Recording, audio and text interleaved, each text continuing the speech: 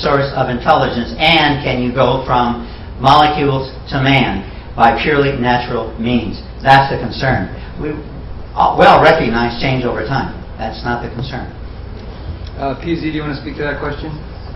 We obviously do teach different courses because I do explain how we get from molecules to man. So,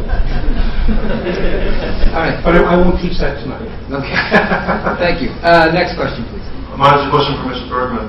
I think you have a much bigger problem with irreducible complexity than I'd like to get into here. But basically, the idea is that something is functionless if you were to take away. No, not functionless. It cannot serve a specific function. Sure. Like I think a classic example is the mousetrap. You take out the spring, it's kind of junk now. Well, in your example, a car is not the same thing because if you take out, if you were to just leave the engine and the alternator and the electronics, you would have a fantastic gasoline-powered entertainment system. Which is also irreducible complex. No, it's not. The engine will serve as a fantastic heater. Okay, thanks. Mr. Bergman, I really agree with you that maybe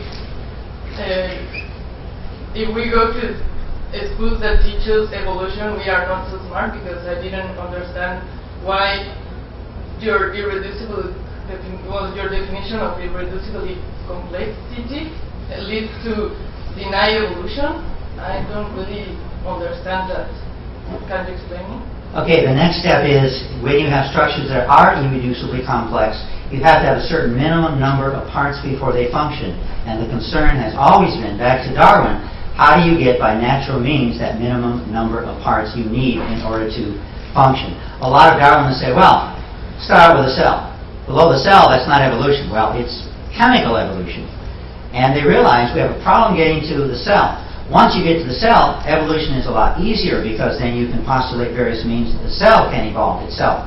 But nonetheless, the cell is clearly irreducibly complex. Viruses, for example, are not cells. They cannot live on their own. They have to invade other organisms and live inside of other organisms. So the virus is below the level you need in order for life to live.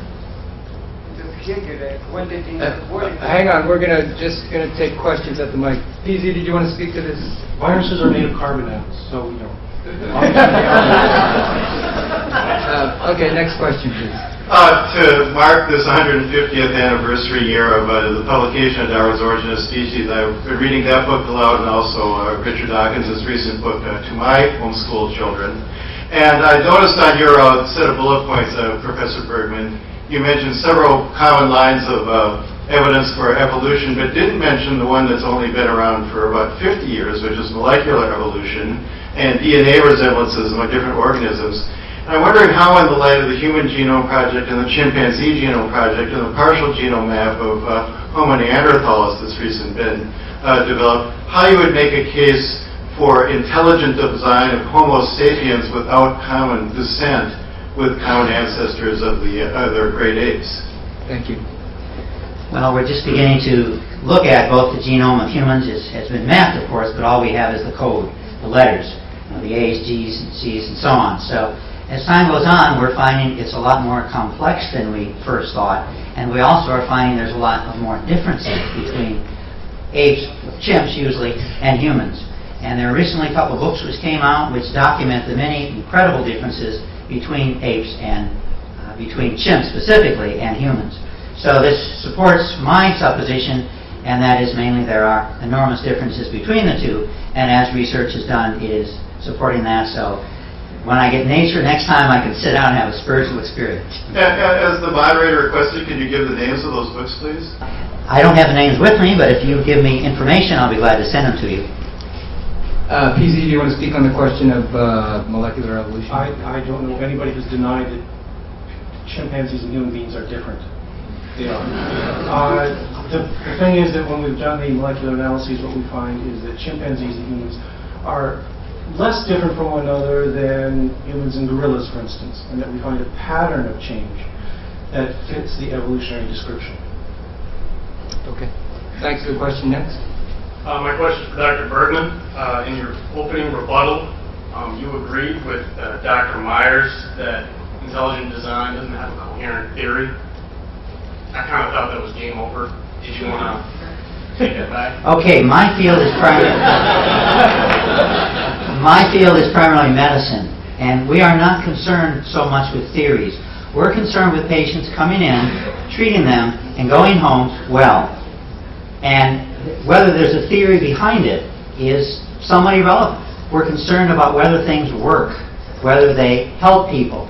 And I know not too long ago I was talking to one of my colleagues about a new theory of cancer treatment, and I said, this is a theory, this is exciting. It had to do with angiogenesis. And a colleague who was older than I am said basically, I've seen about 50 or 60 theories about cancer causation. It sounds real nice, it sounds good, but let's wait until we can cure patients. Then we'll talk about the results. I don't care about theories. I'm concerned about facts, about curing patients. Dr. Myers, you want to speak to theory? I'm very sorry for those students who aren't getting exposure to theory in their classes, because it's important for understanding the concepts. But it's still not addressing the question. Should intelligent design be taught in the classroom?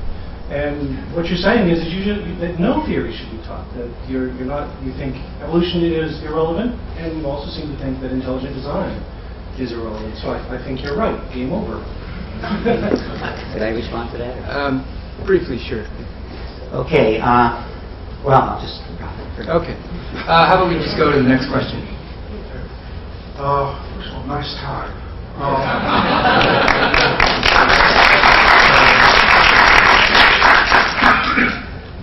Could you describe the process by which a radical new idea becomes a part of the standard scientific literature? Yes. Go ahead. Somebody's going to take that question. Well, because it seems to me that Yeah. intelligent design is attempting to do an end run around Yes, the it is. process, and so I think we should understand the process And itself a little better. what it takes is hard work. Probably the classic example in recent history of science is Mitchell's chemiosmotic theory. He came up with an explanation for how mitochondria work, and nobody believed him at first. They thought this was absurd. This whole idea that it was a little proton pump and it was acting like a little dynamo with protons flowing across the membrane. And the way he did it is by sitting down and doing experiments. And year after year, plugging away at it and doing more and more work and getting more and more students who understood the concept and getting them out there and finding out that it was productive work and getting it published. That's what won everybody over, is the accumulation of evidence that tested the hypothesis. That's how you do it. Dr. Bergman, do you want to speak to this question? Yeah, and that's what intelligent design supporters are trying to do, but it's very difficult when, if you come out of the closet, you're likely going to lose your grants, you're likely to lose your job, you'll likely lose your means of livelihood, and so therefore they have to do the research, as you said, more or less under the cover, so that hopefully the research will be published if it's not too obvious what they're trying to do. My concern in this, one of my primary concerns, is the intolerance that we experience against people who question Darwinism. What you said is correct. Yes, we should do the research. And when we get a grant, we find out it's taken away from us. When we apply for a grant, we find out we don't get it. So what we're doing now is we're going to churches. Churches have to support our research in intelligent design. And there are a number of researchers who are doing research in intelligent design. And yes, hopefully we will eventually have a research body which we can use to support our conclusions. And I hope science works in this case the way you say it should work. In my experience so far, it's not working this way at all. Okay, thank you. Next question. Dr. Myers, earlier when you were speaking, you said that evolution was fact, and actually I believe evolution is a theory, so because it's not a principle. I don't know if that was just a mess-up, but could you explain your reasoning for this? Because It's both. I mean, there is a theory of evolution which describes the hypothetical mechanisms that could drive evolutionary processes. And then there's the fact of evolution, which is the body of evidence that shows that organisms transformed over time into the species we see today. And both of those are evolution. But if it's for creationism being taught, and it's like the same thing, because it's a theory and you're saying, like, yeah, I agree that creation is also a theory, but then they should both be able to be taught in schools. No, I'm saying that creationism is not a theory, it lacks a theory. First of all, they deny the fact of evolution, except in very limited domains. So they're rejecting a huge body of evidence, which is one strike against them. And the other is that they have no coherent theory that we can test to explain how these processes occurred. Nobody's explaining to me how the intelligent designer created squirrels, for instance. Okay. Show me some evidence of it. Dr. Bergman, do you want to speak to this theory-fact distinction? Okay, my concern is when something is empirically demonstrated, I know of no ID supporter that doesn't accept it.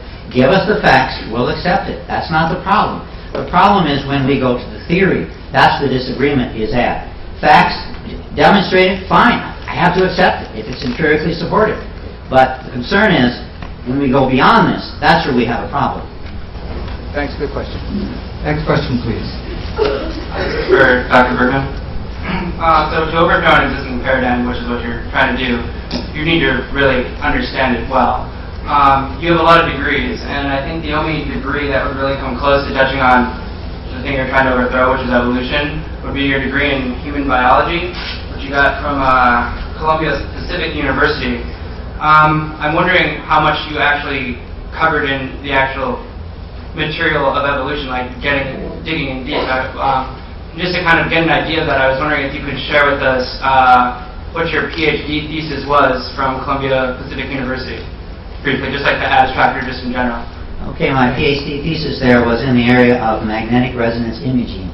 And I looked at this technique, which is utilized in order to understand, first of all, chemical differences, and secondly, to image the human body and other bodies. And MRI has turned out to be an incredibly useful tool in many, many areas.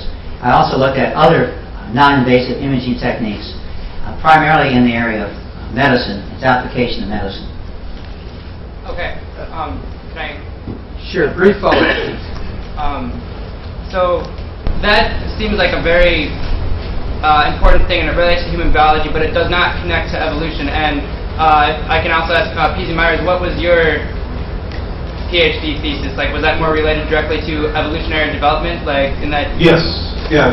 What I was doing was studying a system of neurons in zebrafish that I predicted would exist from a comparative study of other organisms, and then we used a number of techniques to work out exactly where they were and how they developed.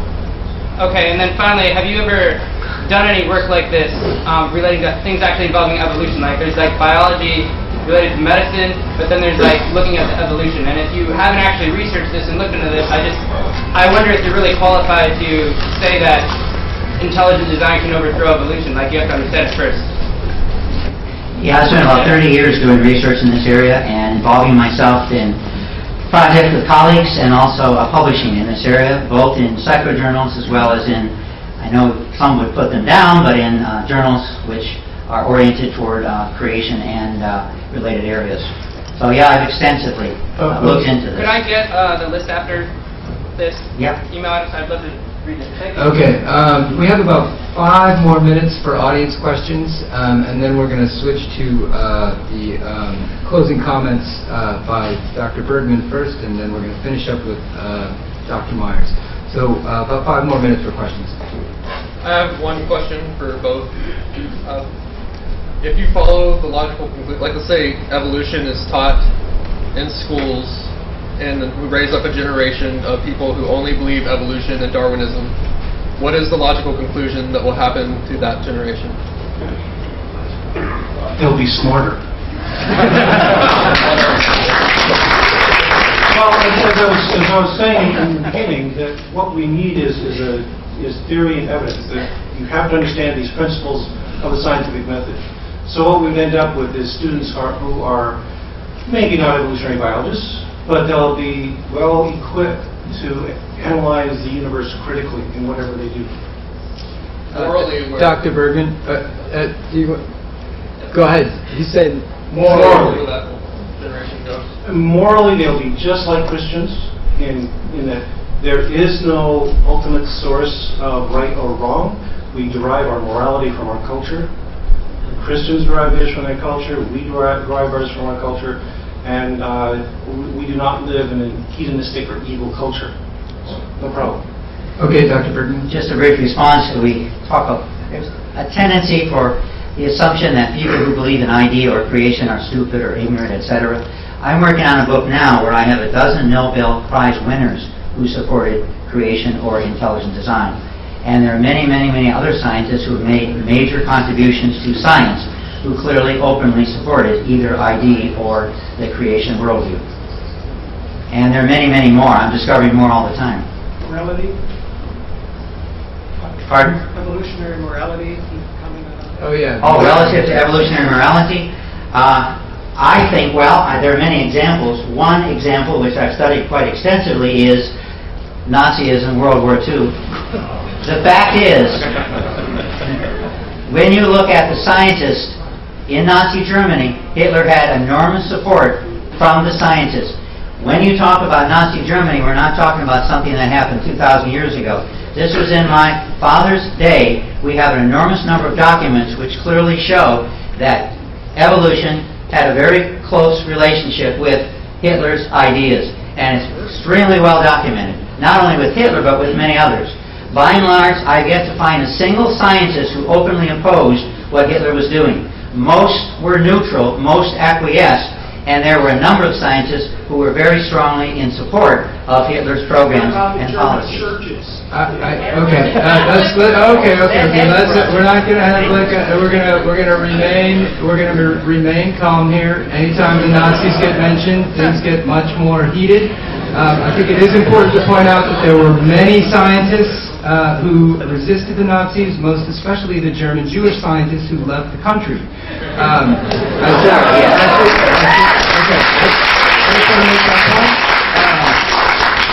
Okay, so let's go to the next question, please, and we have just a couple more minutes for audience questions. Can you guys repeat the questions? Sure, I'll do that.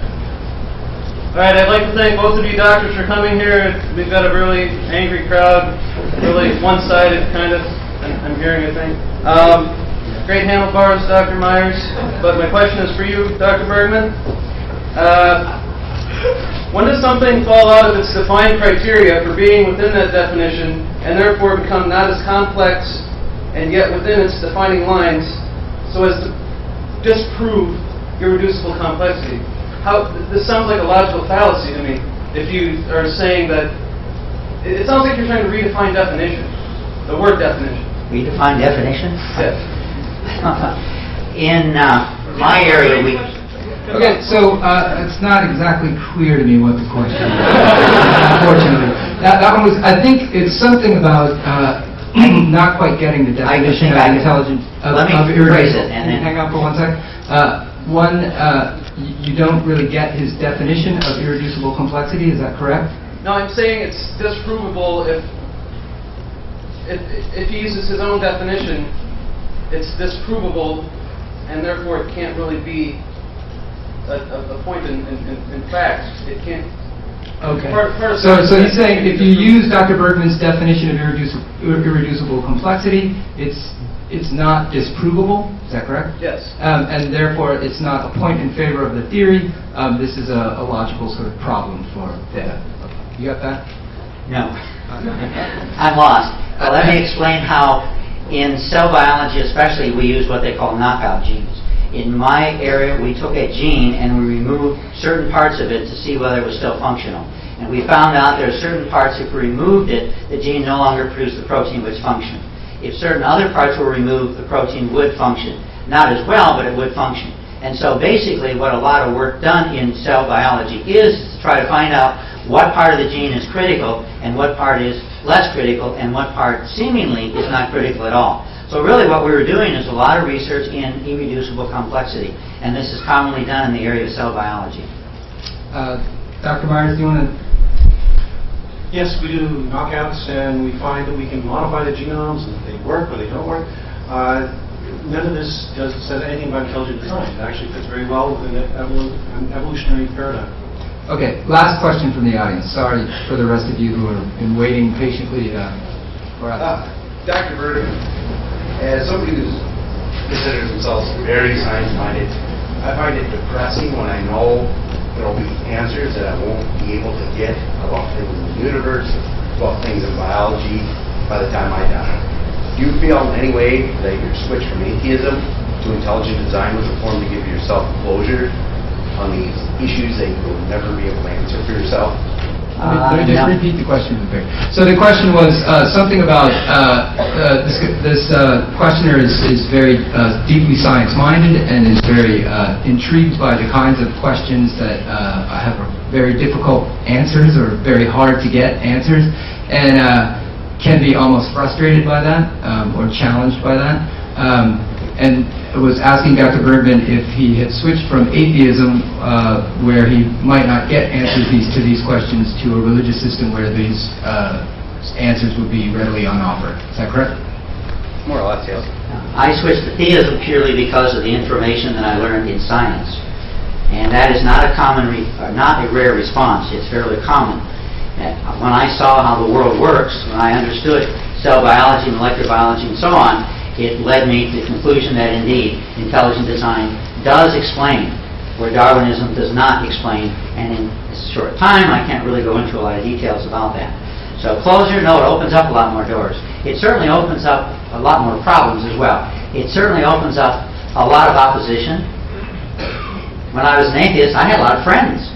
When I left atheism, same thing that happened when I left the Witnesses. Lost a lot of my friends. And I had some very prominent friends, Nobel laureates. They won't correspond with me now. So you're isolating yourself when you accept a theistic worldview, which is a problem. But what can I do? Go back on what I found to be true just to gain acceptance from colleagues? I can't do that, although I thought about it. Dr. Myers, do you want to comment on that question? All right. So I thank the audience for their thoughtful questions. And what we're going to have now is a 5-minute closing statement from Dr. Bergman, and then a 5-minute closing statement from Dr. Myers, and then it's a good night. So, Dr. Bergman, 5 minutes. My main concern in this is we need academic freedom, the right to question Darwinism. And there are many, many examples. I'll give you one. I, 10 years ago, published an article which I concluded that junk DNA may not be junk. It may actually have a use, a function. And as time went on, what do we find? More and more research has shown that more and more of the so-called junk DNA has a function. In fact, many scientists are saying now they believe the vast majority, if not all, of the DNA has a function. When I took the position that this junk DNA has a function, I was ridiculed, I was made fun of, I was mocked, I was told I was stupid. I remember one scientist said, "Bergman, look, it's junk. You remove it, there is no effect on the function of the organism. It's junk. Admit it. You're wrong." Well, I said, it may be. I don't know. But in time, this turned out to be correct. A number of people have commented to me that this conclusion that junk DNA has no function because of evolution, you would expect to produce a fair amount of junk DNA, inheriting vestigial DNA, so to speak. Because of this conclusion, a number of scientists have mentioned that they feel this impeded researching this so-called junk DNA. And now this is one of the hottest areas in genetics. We should not have concluded, indeed, that this stuff is junk. We should have said, well, I don't know what it does. It might have some function. Let's look into what it does. So I am saying that we need academic freedom. Termination of people who question, doubt Darwin, I think should stop. We should have the right to be able to question Darwinism. That's what I'm concerned about. That's what I'm asking.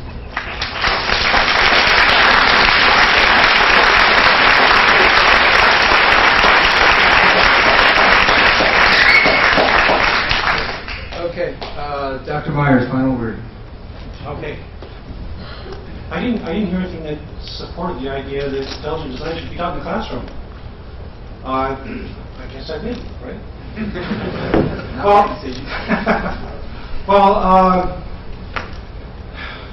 There's so much to cover here. What I want to close on, though, is some positive results. That when you look at science, when you compare these issues of Nature and Journal and Science, all these other journals in the scientific fields, and you look at what they publish, what you find in recent years is an explosion of new information on evolutionary biology, not intelligent design. Intelligent design was formulated in 1992, and we're still waiting for a theory, a mechanism. We're still waiting for evidence that would provide us some reason to accept it. I want to read another quote to you. This one's from William Dunsky. He's a creationist. He's on the intelligent design side. And this is what he said. In the next 5 years, molecular Darwinism, the idea that Darwinian processes can produce complex molecular structures at the subcellular level, will be dead. When that happens, evolutionary biology will experience a crisis of confidence because evolutionary biology hinges on the evolution of the right molecules. This is a particularly interesting comment because he made it in 2004. You do know what year it is, right? His 5-year deadline is passed, and no, this hasn't happened. Molecular biology is not dead. It's getting stronger than ever. In the past couple of weeks, I've been to 2 major scientific conferences. One was in Chicago at a celebration of the Darwin Year, where some of the biggest names in science got together to discuss progress in their fields. And just this weekend, I just came back from a conference on evolution and development that was held in Indiana. And in all those cases, what you do is you sit down and you are just blown away by all this amazing new evidence that's pouring out to support the whole idea of evolutionary biology. It's gotten stronger and stronger over the years. If you read my blog, yes, somebody wanted the source. Just go to scienceblogs.com/Pharyngula, all of you, every day. And there's lots of evidence there. But I talk about these conferences, and for instance, I talk about the work of David Kingsley on sticklebacks, which is just amazing stuff. What he's done is